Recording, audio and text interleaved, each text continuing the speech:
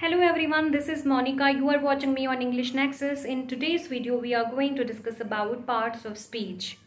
What is the definition of parts of speech? Why it is important to use parts of speech? What are its types with examples? All this we are going to cover in this video. So starting with its definition. Parts of speech are grammatical categories that describes the role of a word in a sentence. एक sentence बनाने के लिए एक language में जो sentence बनता है उसमें डिफरेंट सेट ऑफ वर्ड्स जो है उसको असेंबल करके एक सेंटेंस फॉर्मुलेट होता है। अब उस वर्ड्स की क्या खासियत है वही चीज़ डिस्क्राइब करता है parts of speech.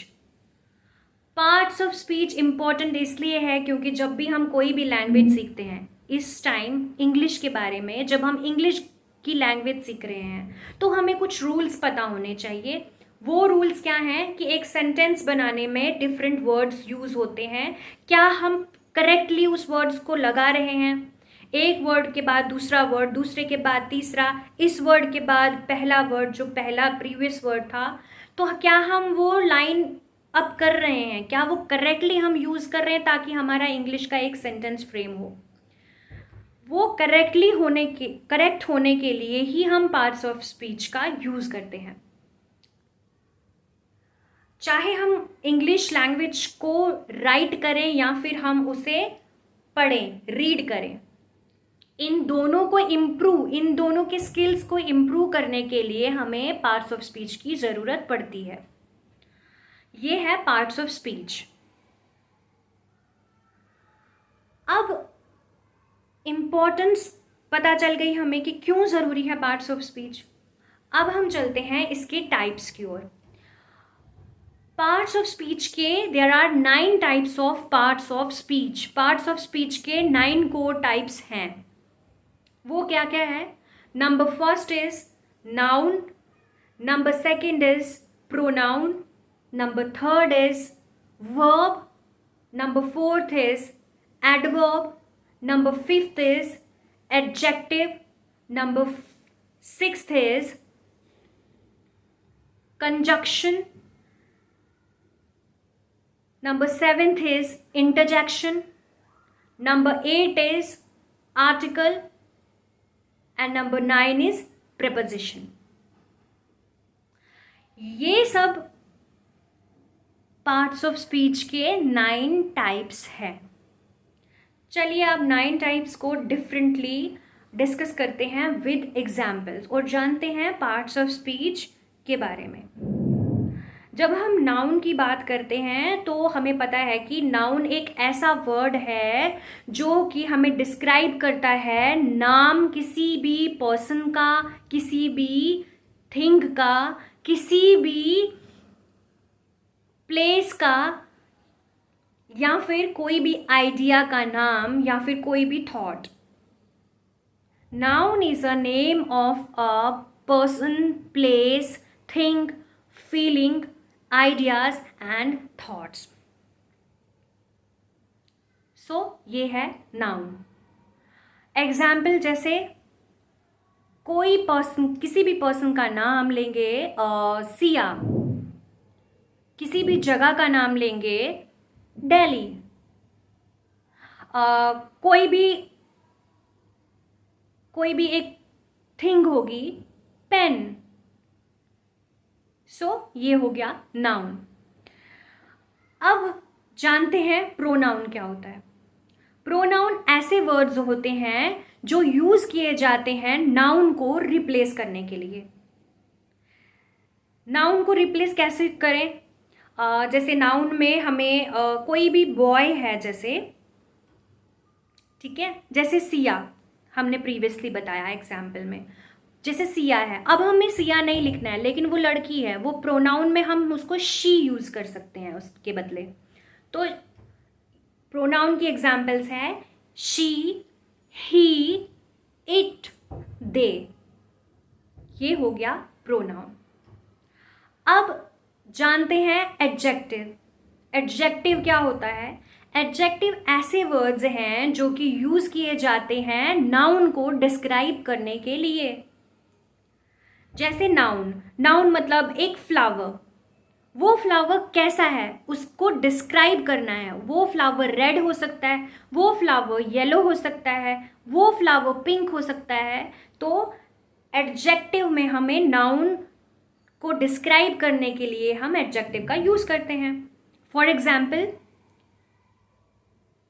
Pink, brave, beautiful, gorgeous, good, ये सब एग्जाम्पल्स हैं एडजेक्टिव की। अब हम जानते हैं वर्ब। वर्ब क्या होता है? वर्ब ऐसे वर्ड्स हैं जो कि टिपिकली यूज किए जाते हैं एक्सप्रेस करने के लिए स्टेट ऑफ एक्शन। एक्शन मतलब कोई भी टास्क, कोई भी काम। जैसे कि for example, dance, swim, run, walk. तो ये सब क्या है? ये सब हो गए वर्ब। अब हम बात करते हैं एडवर्ब की। जैसे इसके नाम से ही पता चल रहा है, वर्ब के साथ हमने एड यूज किया, एडवर्ब। एडवर्ब क्या होता है? एडवर्ब ऐसे वर्ड्स हैं जो